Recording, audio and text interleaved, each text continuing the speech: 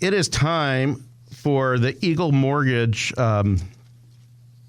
economic development news of the week. Eagle Mortgage is a mortgage broker who they don't just use one source. They use many lenders so they can fit you to the right lender and get the best deal for you. It's very important that you get that pre-approval letter. Holly Schneiderwind and her team, they've been going at it for 30 years plus. They're in Nebraska and Iowa. There's free consultations. Get that pre-approval letter right at 114th and Davenport. Go to eaglemortgagecompany.com, and they will serve you right. Well, there's always, Dave, there's always, seems like restaurants coming and going. Most recently, in the news, it sounds like Barrel and Vine is having some issues, or they're done. But Barrel and Vine was a concept out near 204th and Pacific Street. It had a small pool on the second floor. It was a concert venue. It was a sports bar. It was a restaurant. And then it was attached to apartments. And after a couple of years, there's some lawsuits going on with the owners and stuff. And so kind of a mess. But the good news is, and I hope the rumors are true, is that it could be a second location for a very upscale sports bar and restaurant. Have you heard anything like that?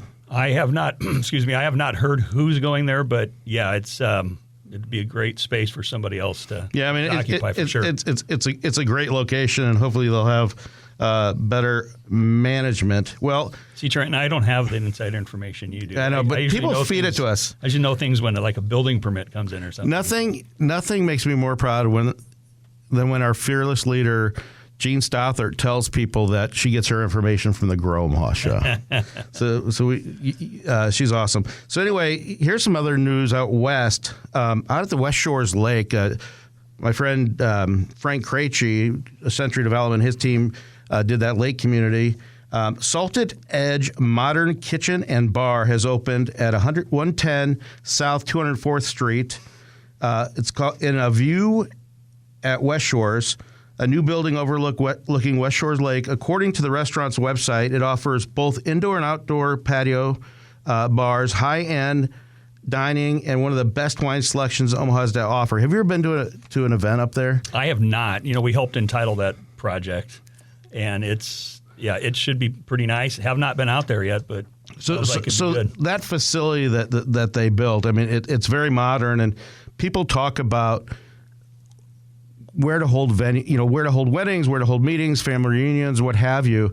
And Stacy Winters and our friends at Omaha Food Lovers Facebook page, which is way over 100,000 members that are on there.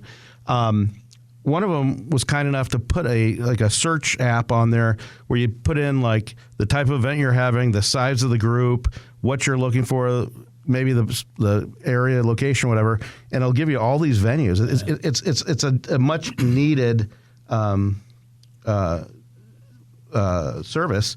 Anyway, Willie Dogs, a long popular food truck business, has opened at Exarban Village's Inner Rail Food Hall. Owner Ryan Berry and his staff make all the premium hot dogs and sausages by hand. You do all your own sausage at home, do you? Yeah, of course we do. Okay. You've always been like you do. You've always been a grinder. So right? I knew that was coming. Yeah. Also, there's 3 or 4 more restaurants coming to the Inner Food Rail. Yashu Thai and No Name Cafe is going to be opening next week. And then next month, Sweet Treats will be opening in the Inner Rail. Also at Exarban Village, Rub and A Priori are opening in November. And then in January, Les Macarons. So I love how they reinvigorate Exarban Village with new concepts and everything else. It's got to be expensive for some of those restaurateurs, but it's fun for us foodies to go check out what's happening there. The Inner Rail, the whole Exarban Village development is pretty awesome, right? It's got everything you want. The Inner Rail is pretty cool. It's got a variety of restaurants, as you know, and they change out every so often. And then what they're doing on the outside in the summertime, it's pretty neat space. They've got that food court area, obviously the Inner Rail, then they've got the outside patio, and then to the north of that they've got the stage and the Airstream. It's a pretty happening place in the summertime. So do you remember going back, and this might be before my time even in the business, 30 years, Pogue and McEwen, I think Pogue's still around, but it was Noddle Development started it and then sold the retail at One Pacific Place, and that was the quote one of the first lifestyle centers in the United States. And now we talk about mixed use developments, on steroids, and Aksarben Village has got to be the most diverse as far as uses and all that kind of stuff from the school, UNO's campus there. You've got big headquarters, with HDR, Blue Cross Blue Shield, HDR, Green Plains, and all this kind of stuff. And then you have students. You got all these apartments. You got the sports facility across. That's really just and people actually wanted to have gambling casinos there. You're right. I think the city made the right decision, and the voters said, you know what, let's make this healthier. I agree. And there's Aksarben Village is a model, right? And it's been replicated, and there's plans to do more. I'll say Aksarben Village type developments, and then the spinoff development around it is pretty spectacular too. Well, and it's hard to get that much land and be able to master plan it, and I'm not picking on, maybe I am, but I don't mean to. Council Bluffs, the Mid-America Center, you don't have to comment on this, I know your position. Council Bluffs, the Mid-America Center, there's no name for that area. And I remember meeting with Iowa West Foundation several years ago, and they're all good people.